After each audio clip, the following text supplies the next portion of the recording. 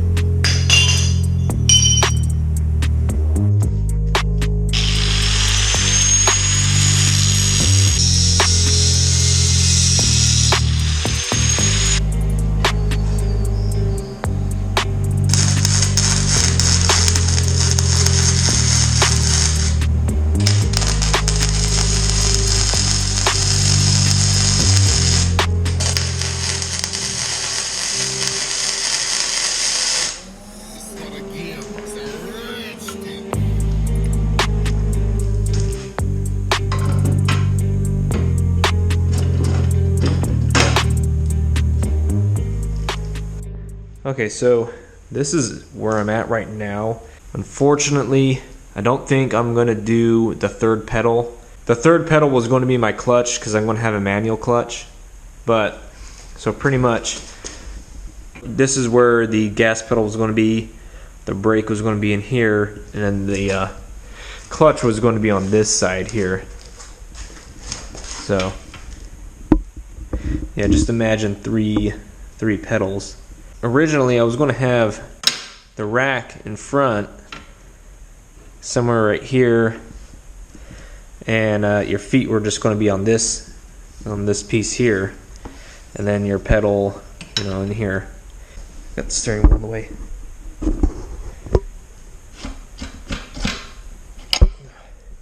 Imagine that for quick release, huh? So originally, my feet were going to be right here on this piece.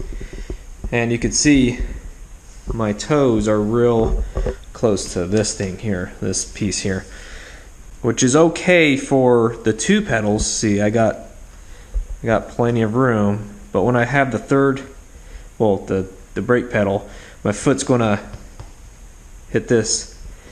And also because of how small the front is up here, you could get confused and press or not move your foot far enough, and you can press both the pedals at the same time, your gas and your brake. Oh well, but it still looks dope. I'm gonna go ahead and get my pedals on now.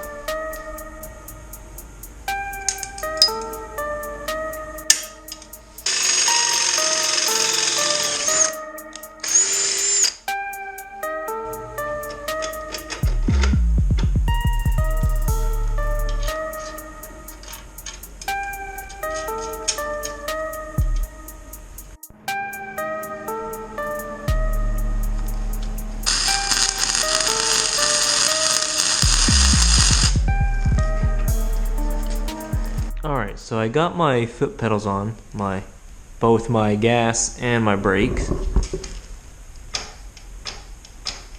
Yeah, so all it is all I did is just drill a 5/16 hole through the frame here, and then for this side, let me give you a better view.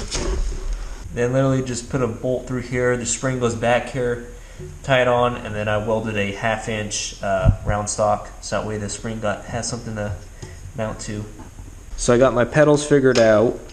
Now I got to move on to the rack. Now this situation is, it took me a while to try to figure out this situation because the rack literally needs to go where the pedals are at, like literally right here, and that's not going to work because it's going to hit the rack every time I hit the brakes, or if I accelerate it's going to hit the rack here. I was going to have these steering arms trail the spindles, have them back here, and then mount this back here like that. But the issue with that is the steering shaft, although it can work, you know, it's not too extreme of an angle, it just literally comes straight down, and that can work. But where are my feet going to go? My feet go right here, and so it's going to hit the rack. And I could mount it a little further down here, but now you're at an extreme angle, and that's not going to work on this steering shaft. So I would have to mount it like right here to get the steering shaft to work. Even though it's really small, your knees are like right here, somewhere in this area, so it's kind of short. I wanted your feet to be in the front here, so anybody can ride it. And I did that because although I could have had my feet up here, and my knees would have been a little lower, and that would have been good, but shorter people won't be able to ride this. And I tested this out with my wife, and she likes her feet right there. That's comfortable for her. She's short, she's 5 foot, and that's comfortable for her. So otherwise, yeah, I would have mounted that, and the pedals more further up, and then had that back here. That would have made more sense for someone like me, but oh well. Also, so I got my Ackerman angle. I already have it saved onto this. I can get rid of that string. There is no Ackerman with these generic spindles.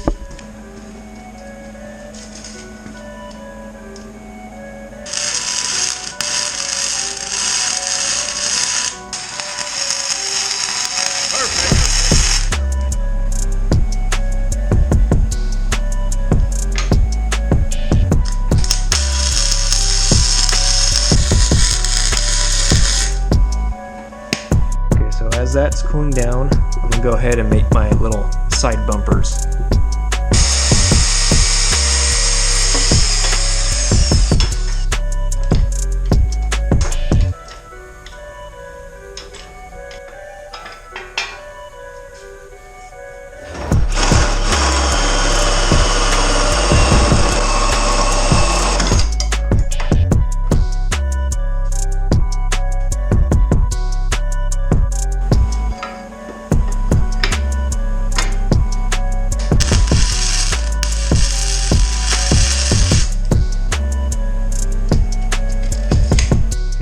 Now I got my side bumpers on.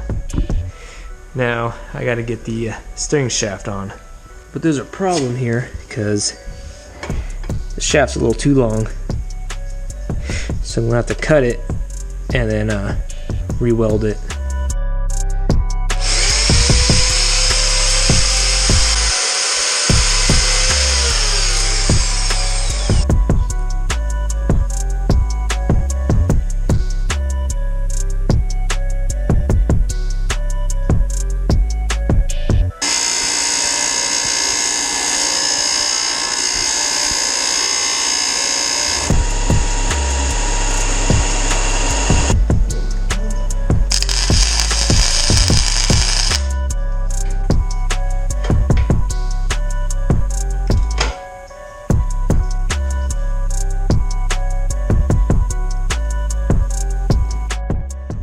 Alright, so I got my bumpers welded on, my side bumpers. Got my steering shaft on. Works just fine, smooth. I did have to cut and re-weld and shorten this, but it should be fine.